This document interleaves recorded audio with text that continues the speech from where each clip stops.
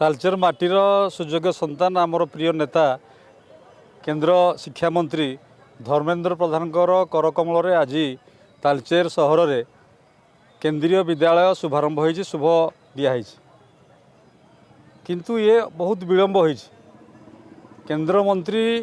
दीर्घ दिन एठी तालचेर जन्ममाटी में केंद्रीय विद्यालय प्रतिष्ठा करने उद्यम जारी रखिंट घोषणा भी होती बारंबार आमे जिला प्रशासन द्वारस्थ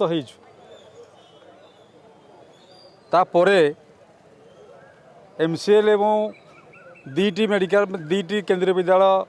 आरंभ हो गला जदि आज तालचेर केंद्रीय विद्यालय आरंभ होता एत बेलू दुई तीन बैच पाठ पढ़ी सारंतनी एठिकार स्थानीय विधायक एवं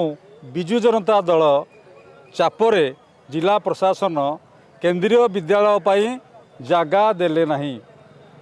आमर जो पाठ पढ़ार मूल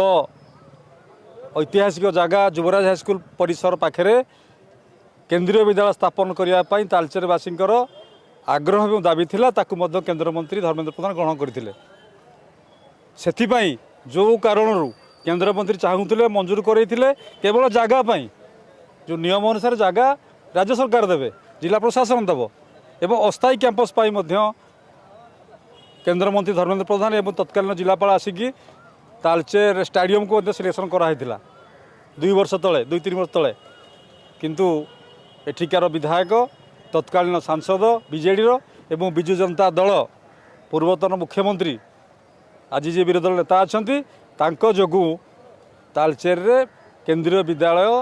शुभारंभ विलंब होला से विलंब पाई विजु जनता दल तालचेर विधायक